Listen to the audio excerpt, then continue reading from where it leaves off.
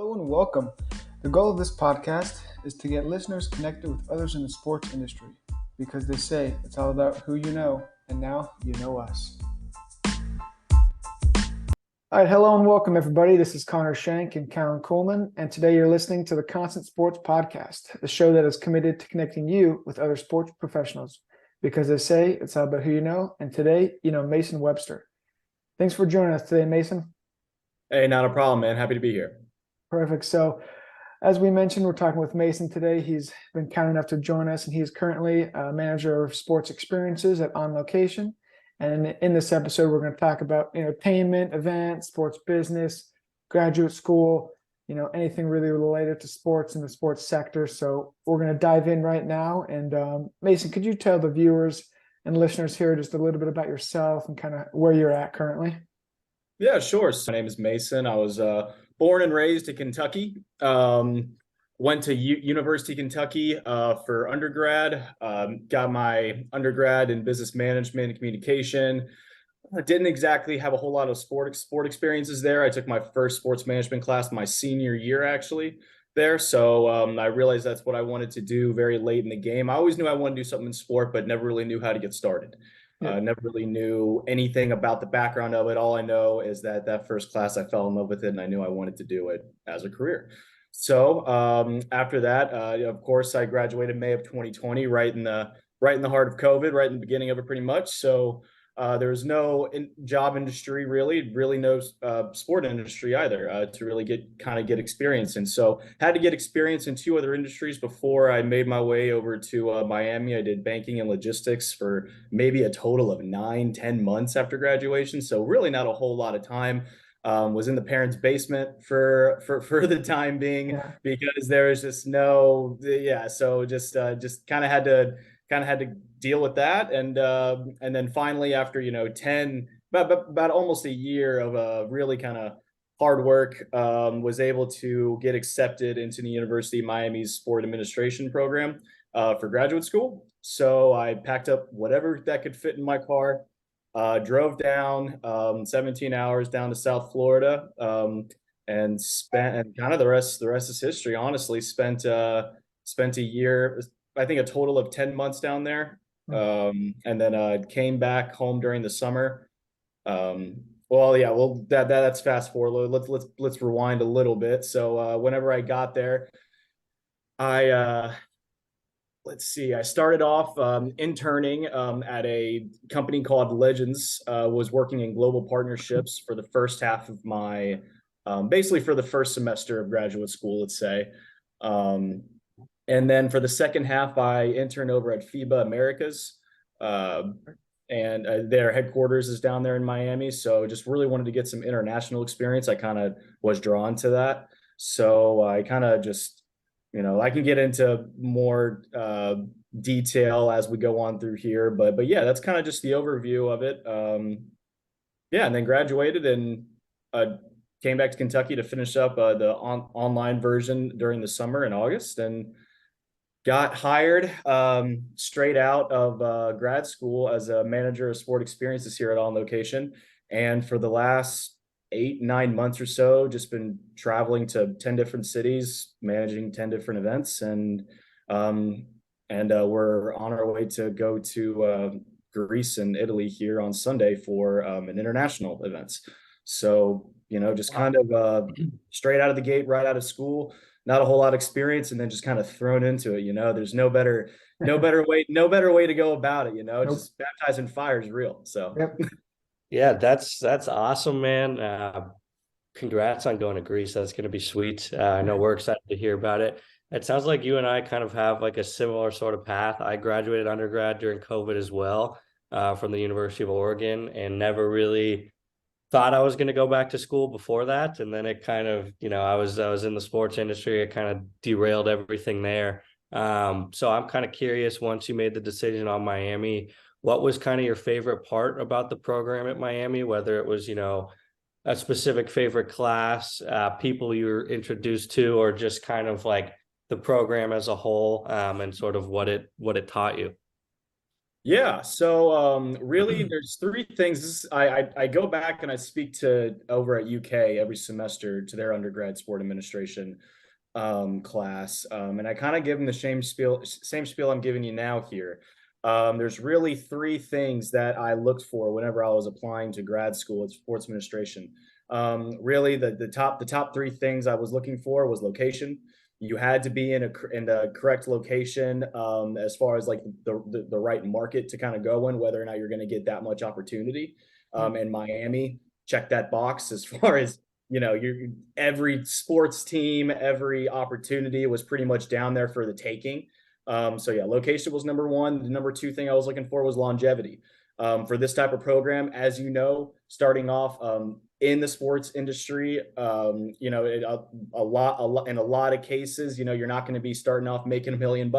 So, like, as you guys know, it's a tough road to get to where you want. So that's why I think just kind of the return on the investment, I thought the program was right to make it about a year.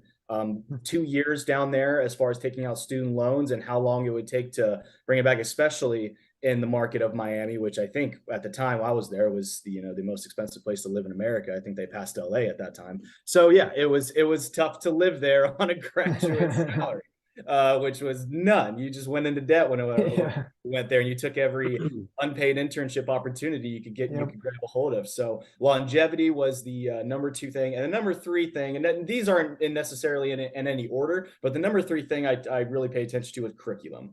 A lot of sport administration or a lot of sport master's programs you see dabble in kinesiology, and you have a lot of science courses when it kind of comes with it. You really want to check the curriculum, and this curriculum had a lot of leadership courses, kind of more philosophy, management, just business, and more towards the business aspect of sport, and a wide variety like events, because I didn't know that a large portion of people who start off in sport marketing start off in events, Mhm. aka myself. That was a great thing to learn. So that was a great thing to kind of like have a whole class just based on Yep. managing events. So that was a really cool. And then you have a whole class based on law, and you have a whole class based on global partnerships with Wendy Deese, like who's the director of the program. So you really have a wide net of information that's thrown at you, and you really just kind of get thrown into everything that makes up the sport industry, and you can kind of choose your own path that way. You're not being very specific as soon as you walk in there, whether you're just going into law or kinesiology or anything like that. Like, you want to make sure you get your graduate degree in something you really want to do. Yeah. uh, No, I'm with you. yeah, so that's kind of the whole that was kind of my path to choose whether or not what grad program to really look at. And I think I graduate. I think I applied to let me see. I know Oregon was at the top of my list too, because Oregon Okay. was right up there, of course, with Nike.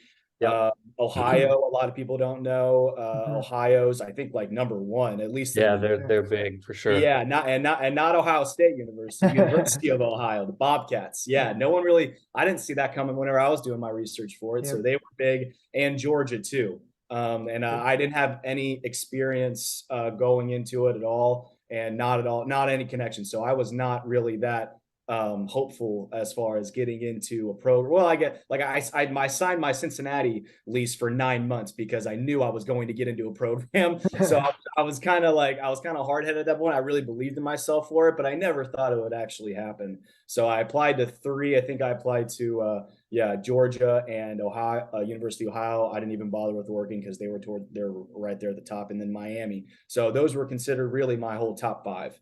Um, Gotcha. just Miami just threw me a bone, and I took advantage and moved over.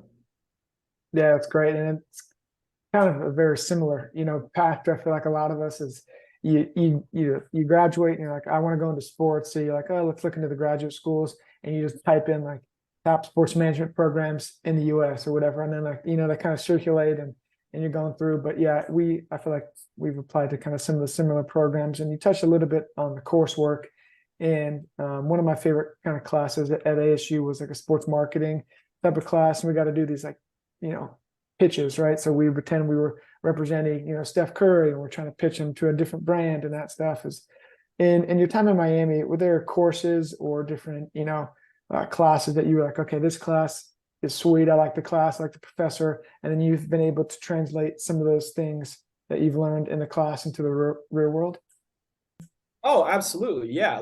Yeah, kind of I touched on it a little bit, but I can go in more detail. But yeah, kind of like the events class. Like as soon as like I actually to rewind a little bit, I remember day one going into it. I had just, moved away from my friends and my family and everything. And it was the first day of class and I was really excited and everything. And then I remember our professor kind of just gave us the rundown of kind of what to expect in the sport industry, how hard it's going to be, Mhm. and how just like here's what you're going to be making, here's everything like that at the very beginning, and kind of told and then she kind of went into, okay, well that's in sports, and now here's a whole nother thing through sports, and I didn't really understand the difference between the two, whether you're working in sports, whether you're working for a team or a league or an organization of that point, or whether working for through sports for companies that are like mine, like Endeavor, who are just kind of like a global powerhouse of a sport and entertainment industry that own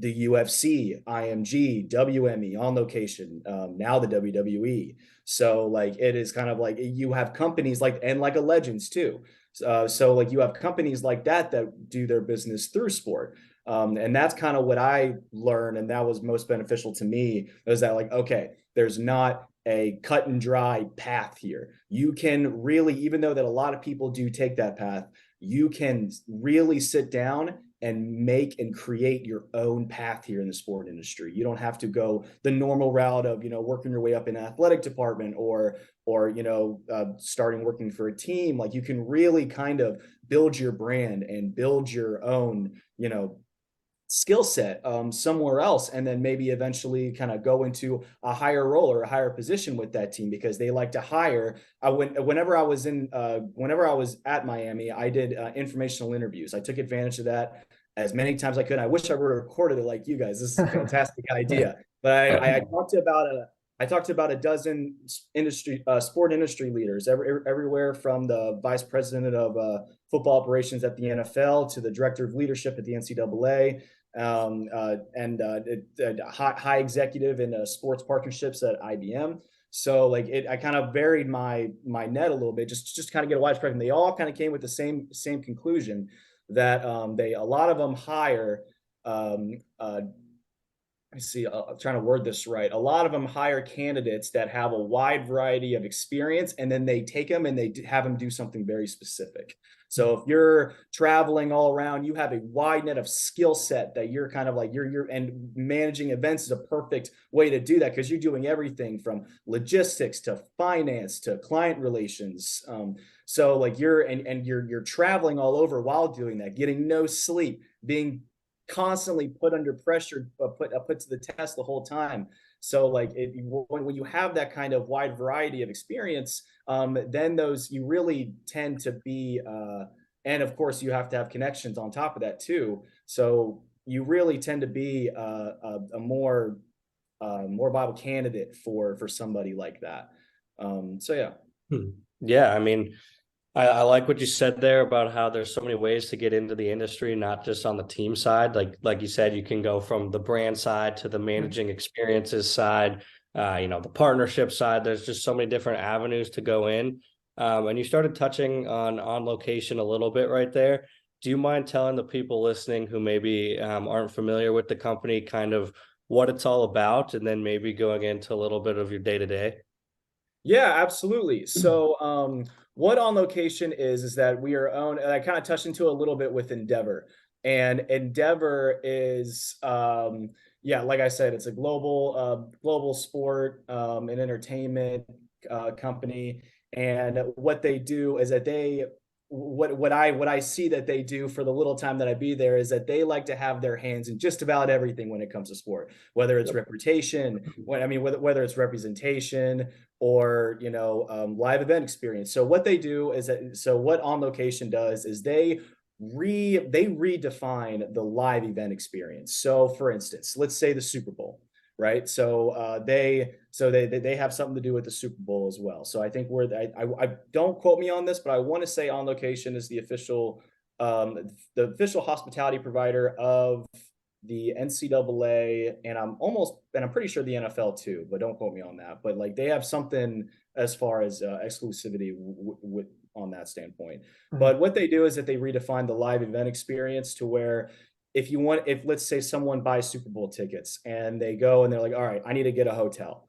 And I was like, okay, let's see what kind of parties are going around. Like, and then the prices start racking up and start going up and up and up. Well, what On Location does is that we provide a whole package. So we provide not just a game, not just, we provide an experience. So we have constant contacts and constant room blocks throughout all cities in the US and the world to kind of like help, like, okay, like we're going to take care of your room. We're going to take care of all of your entertainment throughout the week.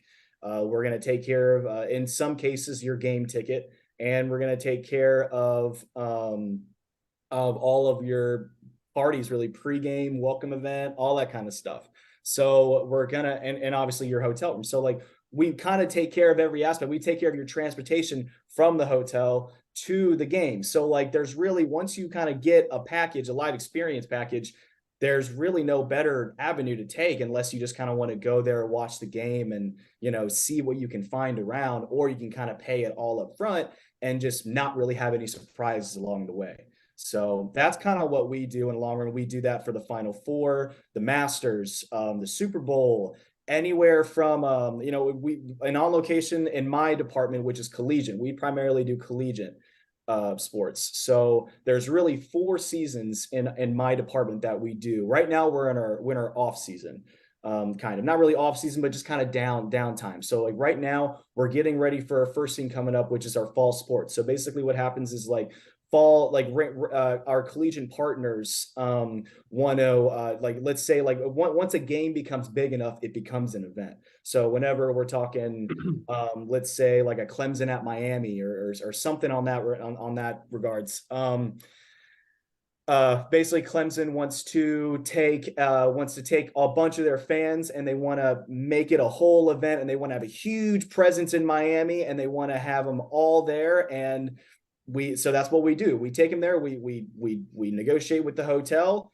I'm on the phone with Clemson every other day or every week to kind of see what we're feeling, what kind of like what financial logistic aspects we're kind of talking about, what they want. And we create a whole experience package that someone can just go and buy at the click of a button.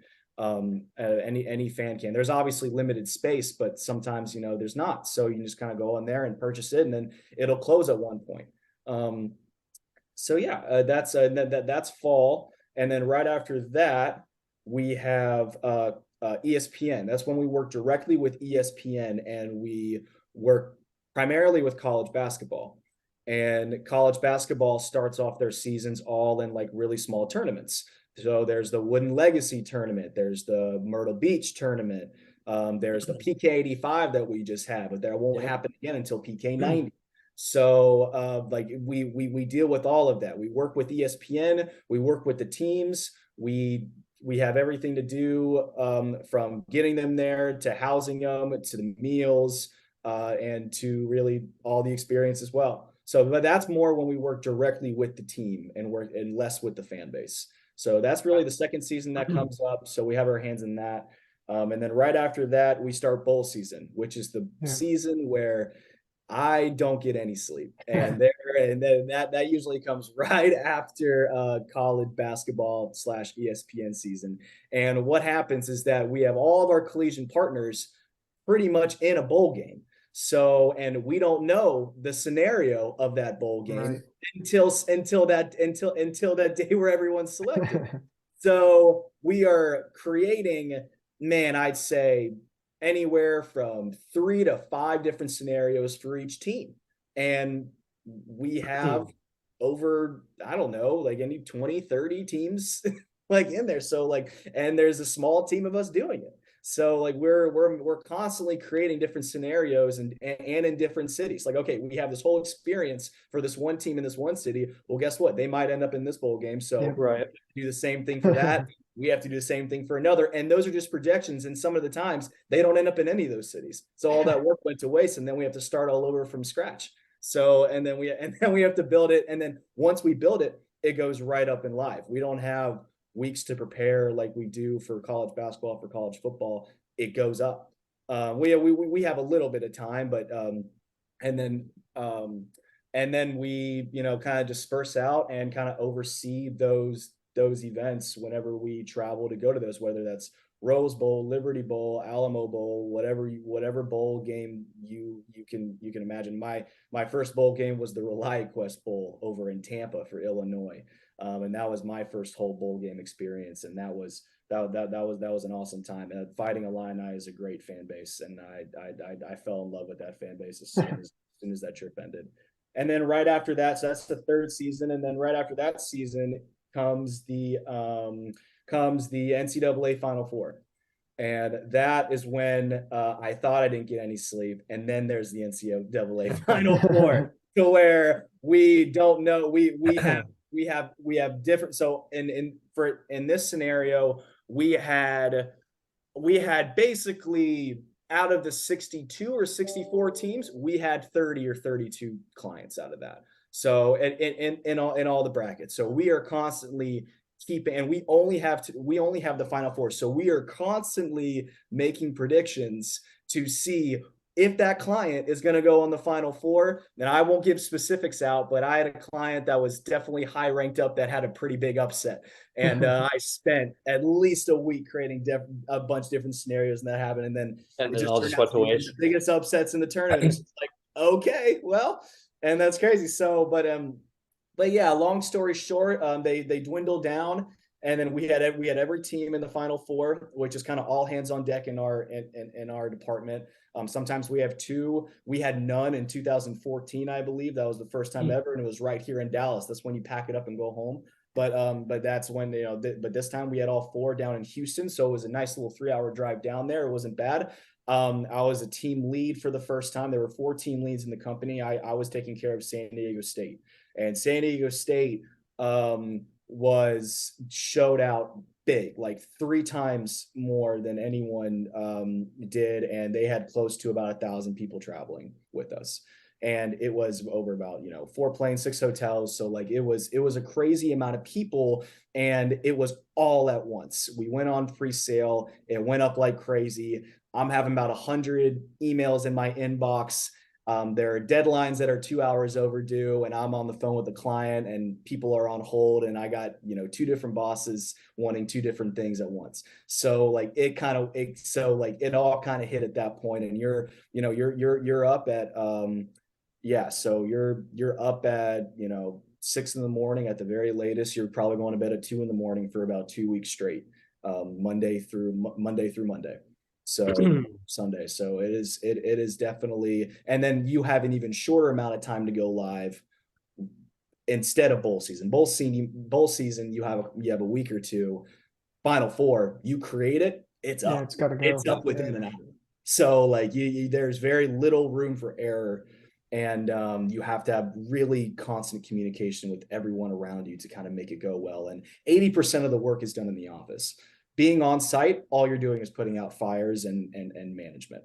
That's really it. So really all the hard work, all the organization, all the preparation is all done in the office. And then really you're just kind of there working with the NCAA, working with your team, and working with your client to just kind of all make it come to life. That's what's really cool about it, is that like I'm still young and I'm still paying my dues, as they say, but at the same time, like you're really giving these people like San Diego State. I can't remember the exact day, but I can't remember the last time they've ever been in a Final Four. Yeah. You know what I mean? Illinois, the last time they've ever been in a bowl game. Yep. So like you're giving these fans, they're so happy to be there, and you're giving them a once in a lifetime experience that they don't know if they'll ever get again. So It's a really cool moment to, you're making a difference with those fans. So I know I kind of went off little script there, but yeah, that's my whole spiel. Yeah, that was their first Final Four in school history. So it's cool that you kind of got to be a part of, making that experience special for everybody. Yeah, yeah, they, and I tell you what, man, like they lost, of course, in the last game, but you showed up at their hotel lobby. It didn't seem like they lose. Yeah, they're still partying. People walking out of the after party at 4 in the morning, like no one, like everyone was just really happy that that those are the best fan bases right there. Just kind of take it what it is and just really have a great experience no matter what the outcome is. So Right. it was a really fun time. That brings great joy to my heart as a fellow San Diegan and big Padres fan. Aztecs did us well. We did have no teams mentioned. We did have a team leave our region and go to a rival region. But we'll leave that team out of that for now.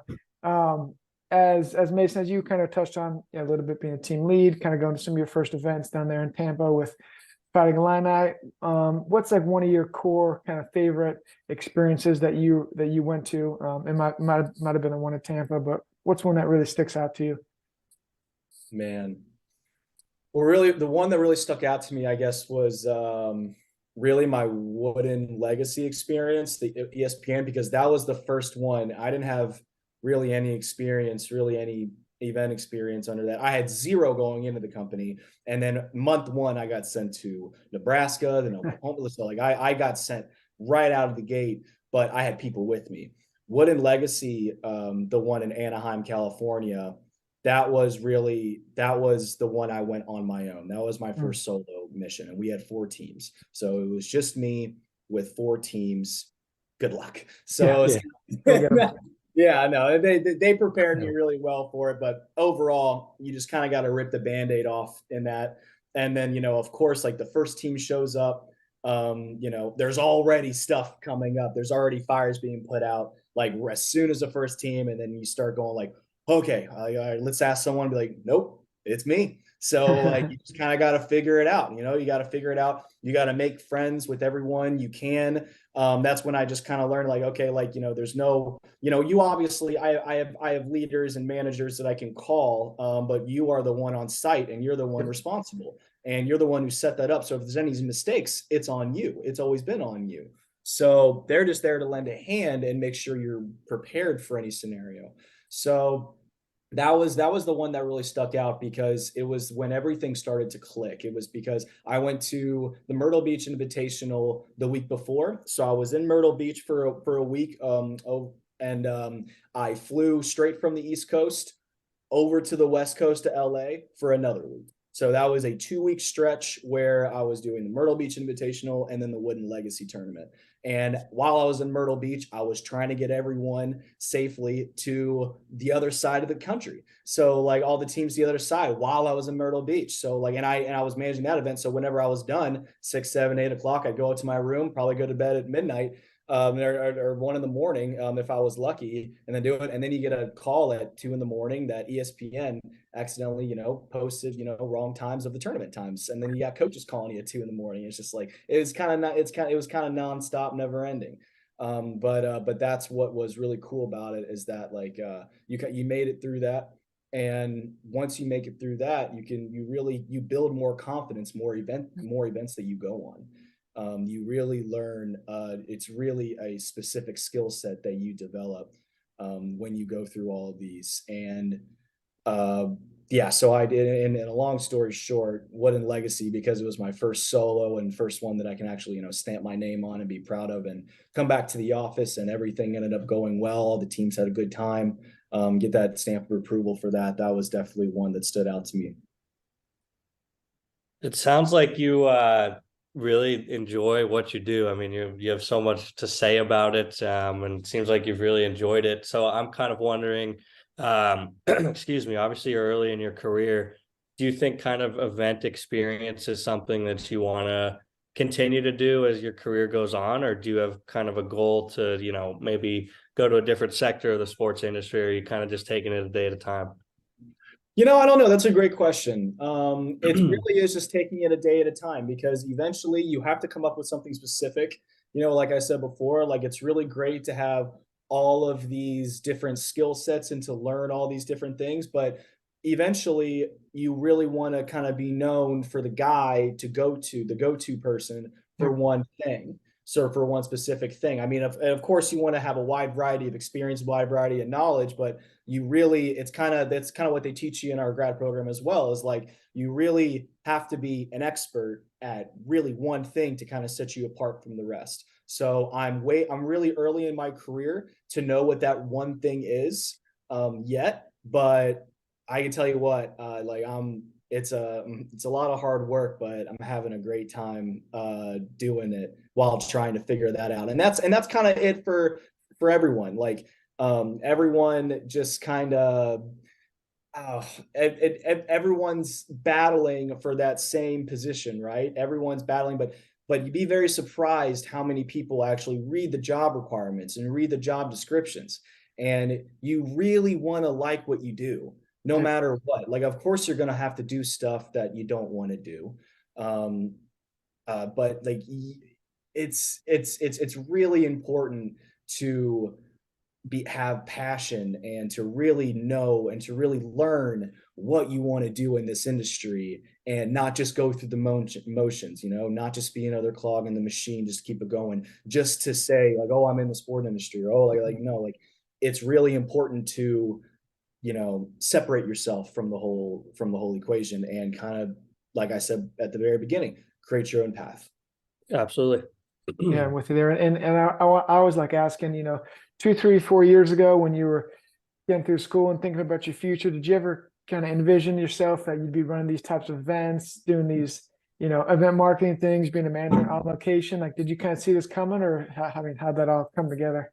Oh man, no, absolutely not. So it was oh man, like I didn't know what to expect, just like anyone going into it. I don't know if I'm going to work for a team. I don't know if I'm not going to work for a team. I don't know if I'm going to work for somewhere else. I had no idea that this job, this company even existed Yeah. before my grad program. So yeah, to answer your question, no, I had no idea, but I knew whatever I was going to do, I knew I was going to be good at it. And it's a tad, it's not, narcissism, but it's confidence. So like, Yeah. it's like, I knew whatever I was going to do, I knew I was, and it kind of works vice versa. Whatever I didn't want to do, I gave no effort into it. Yep. So it kind of, it was, it was a double-edged sword there, but whatever I love doing, I knew that I was going to compete to be the absolute best at it. So when I found, that's why I didn't really know what I wanted to do until really late in my undergrad career. So like, that's kind of what I gave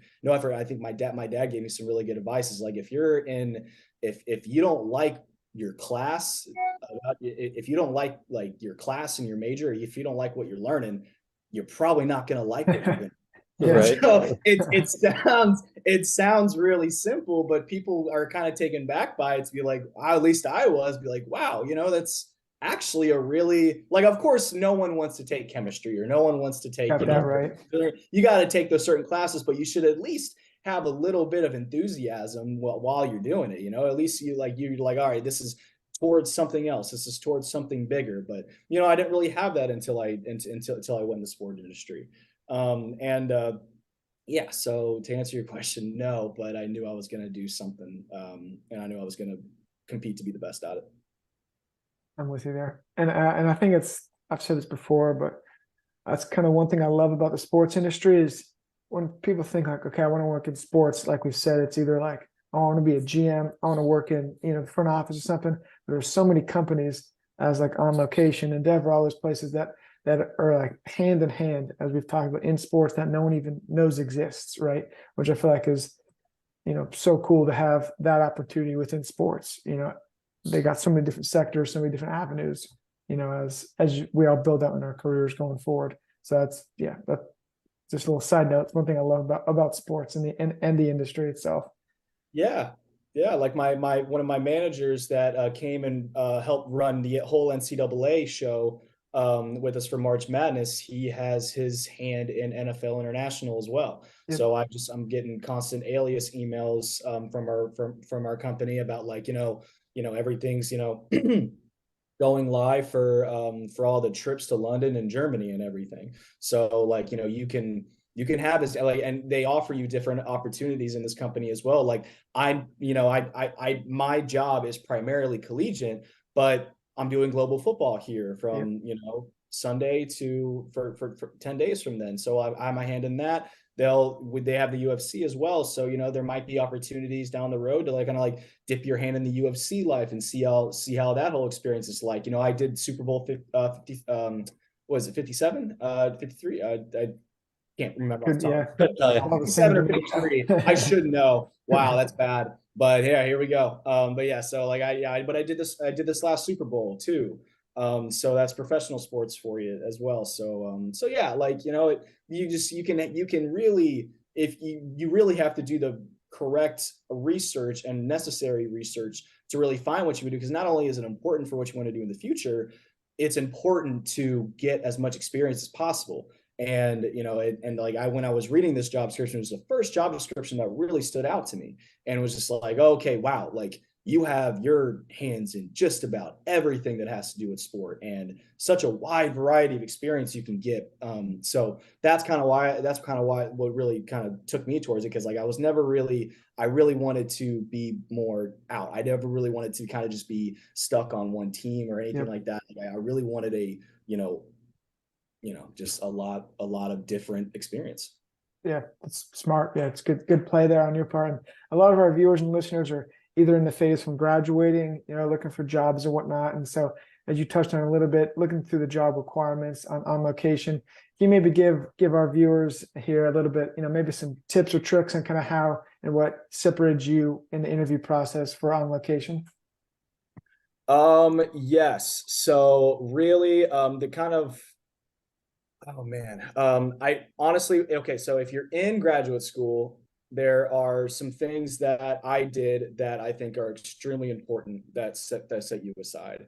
The number one thing is informational interviews. Mhm. I think that is extremely overlooked. I think that it is probably one of the most important. Whenever I went up to my professors and talked to them after class, some couple of them said like, you're the only one taking advantage of this informational interview aspect, and it does more than teach you.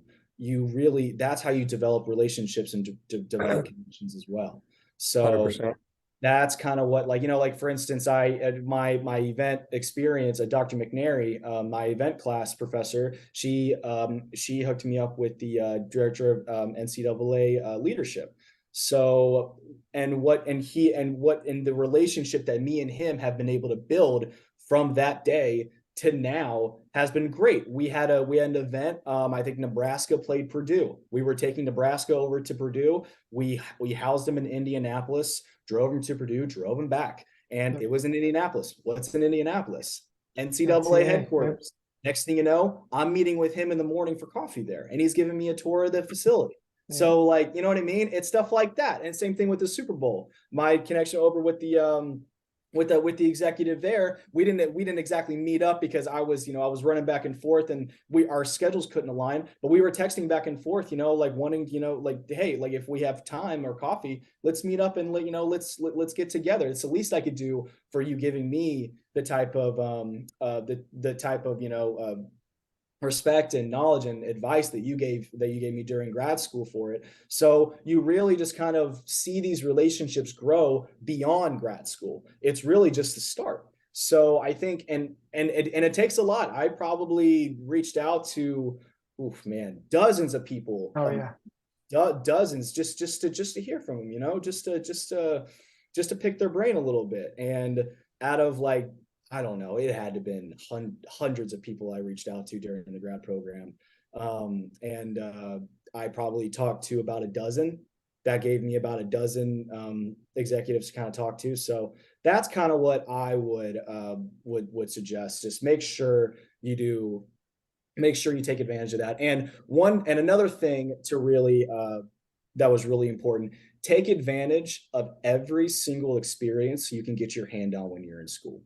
Yep. That is, in my opinion, the number one important thing. And I'll give you a couple examples here. Whenever I was at Legend, so we were in a class, I applied for a job I really wanted. And it turns out my friend at the time, my friend still, but my friend that I met for the first day at the time, he got that position. And me and him had a really good friendship that he was able to have me come on for just to be a game day volunteer, because you always need game day volunteers whenever you're in Miami. So Saturday mornings, get in the car, 5 a.m, drive to Hard Rock, be the first people there, last ones to leave for sponsorship, right? So, but while I was there for game day volunteer, I did my very best to compete against everyone I was there. Really just kind of develop a sense of what the job was like. Was learning as the process went on, hanging stuff up, getting my hands dirty, hanging stuff up that I had no business being on that high up on a ladder. You know what I mean? Like, you really just kind of go above and beyond, show them that you are willing to do whatever you can. And then I was, and then I took one of them, I took one of the managers at the time, spoke with them on the football field, and just kind of talked like, hey, if you need my assistance at all for the rest of the year, I'm willing to give you everything I got, and got an internship out of that. So really what turned into a game day volunteership turned into a semester long internship. So that's kind of what I'm talking about. Like, you really need to take advantage of all these. And for FIBA Americas, so for FIBA Americas, I decided to move on from Legends to FIBA just for the international experience, and I want to get a wide variety experience while I was there. I love my time at Legends. So, but then when I moved over to FIBA, I was really just supposed to be brought on as for data analytics. I was really just supposed to collect some data and stuff like that. That's originally what I was told, and it changed. Like, the second day I was in, it's like, hey, this company is the creator. So FIBA Americas is the international governing body of the sport of basketball. So everyone else around the world uses FIBA while the US uses NBA. So it's kind of like FIFA, but for basketball. So yeah, so they haven't had a mascot ever. They've been basketball's been around for 100 years. So like they've never had a mascot, and they're like, hey, you took a class in this at one point over at Miami. We went over Seattle. I forget exactly what class it was. I think it was sports marketing class. And that's kind of when I kind of fell in love with sport marketing. And we went over the Seattle Kraken and how they developed and how much research that went into just making the logo, the name, everything. And then next thing you know, they're asking me like, hey, do you want to create the official mascot for the sport of basketball? And I was just like, I would love to try.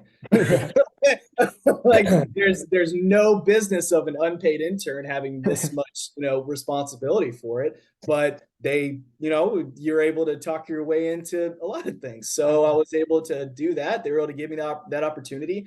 And for 3 months, I studied every single culture over 42 different federations. Try to find commonalities, researched animals, researched people, researched mascot vendors. Long story short, I gave him three options, presented in front of the president of FIBA. He loved it. He loved one of them. And next thing you know, Mary the Toucan made its debut in Brazil not too long ago in September. It's really one of my proudest accomplishments. It isn't a lot, but it's one of those things that it was my most memorable time whenever I was in Miami, because it was the first project I was given that had a significant impact, that I knew that, like, okay, I belong here. That I can do this is something that I'm actually, because you never really know if you're really good at something until you kind of get that positive results or the result. Exactly. Yeah. So whenever I got that, it was just like, okay, you just, created the official mascot of the sport of basketball for North America, South America, and Central America.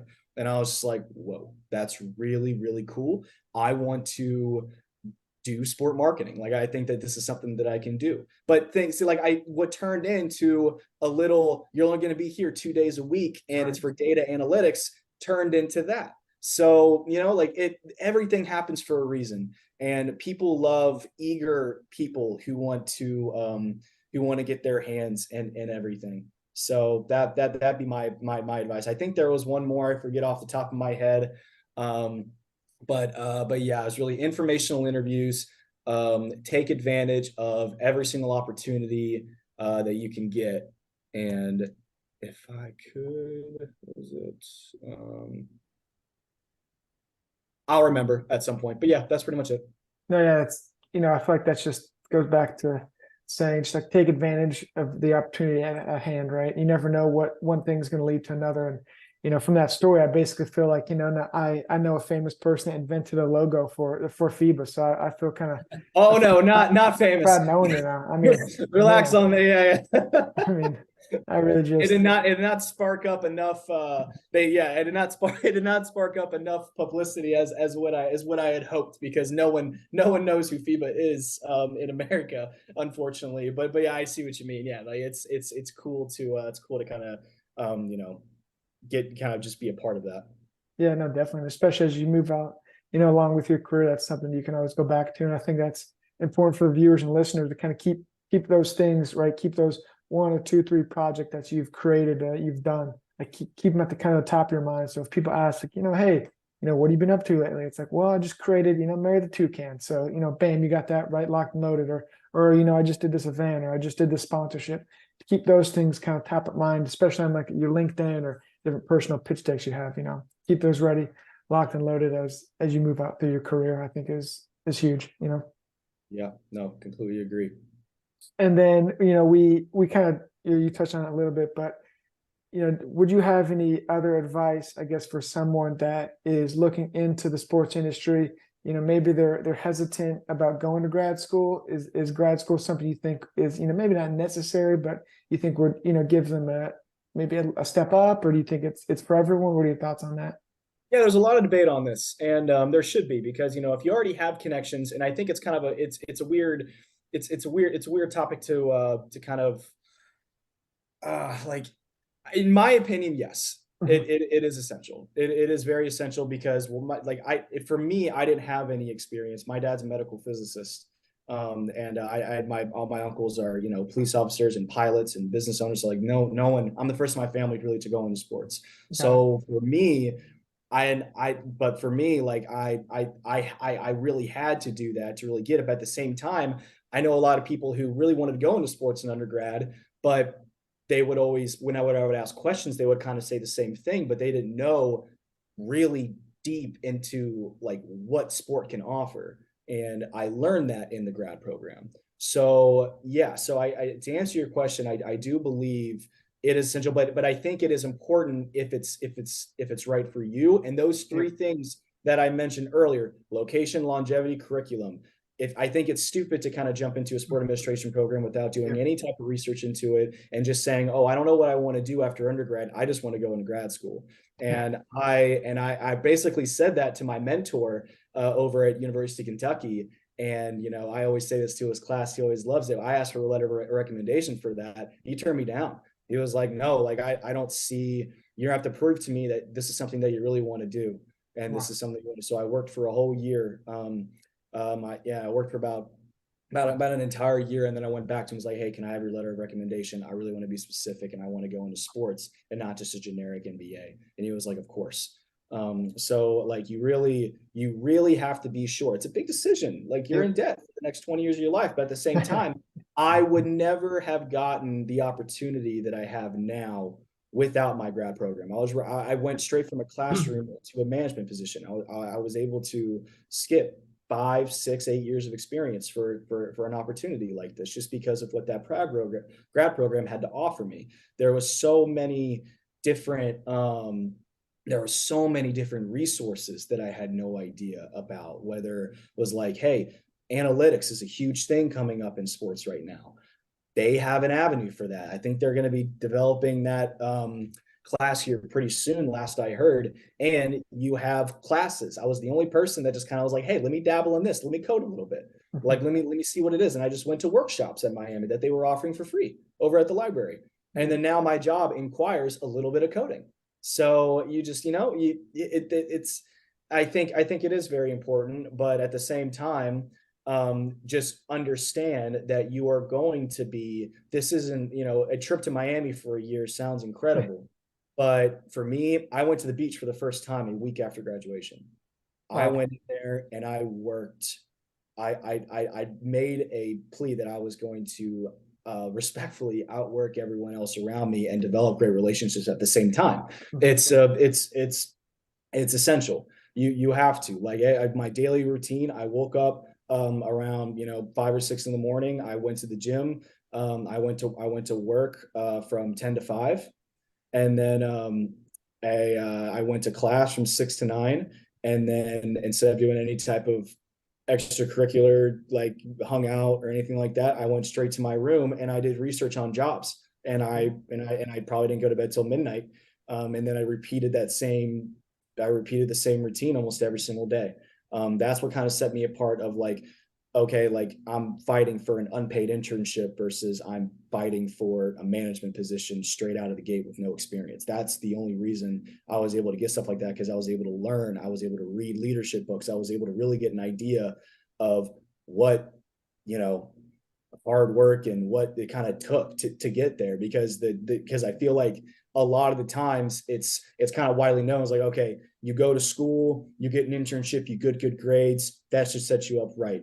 Yep. There's not, in my opinion, I'm a little hard headed. Like there's real, that's really the bar level. Like that's Yeah. like, you're not gonna, that's when you're gonna get the unpaid internship. That's when you're kind of get that whole thing. But whenever you go, but that should be the bare That's what's expected. Yeah. Right. exactly. Like that's the bare minimum of what you should do. There's not many people that do that, grow up. Like whenever you hear stories of CEOs and how they get started, and GMs and how they get started and everything, they have crazy stories Yeah. and everything like that. So I think it's important to set yourself apart in that instance. And I think that you need to create a new standard for yourself. So the standard I had for myself, I basically went into it with a certain salary expectation that was, completely unrealistic.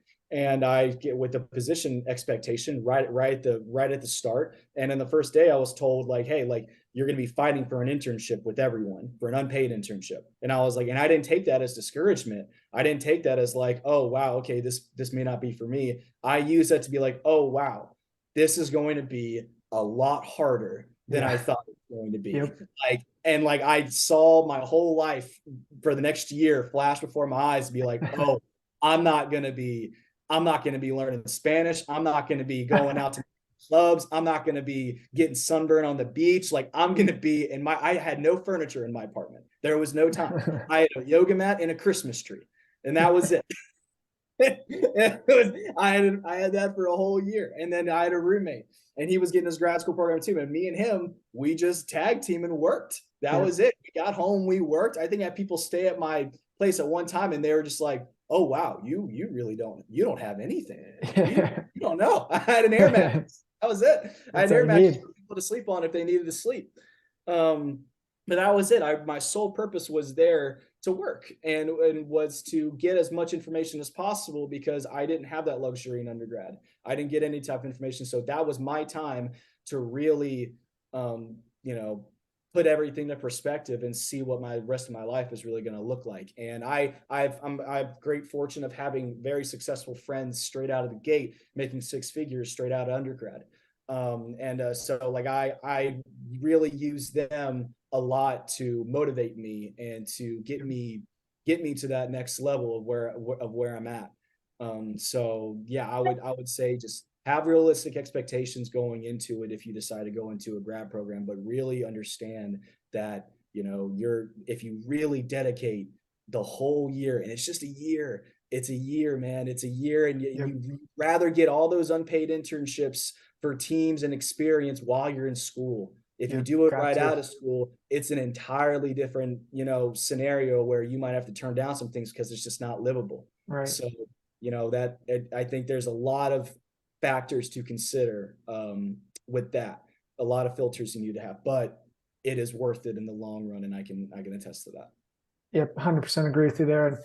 And we appreciate you jumping on the podcast today. And before we go, where can our followers and viewers kind of get connected with you? How can they follow along? Are there, events that we can keep our eye out here in the near future?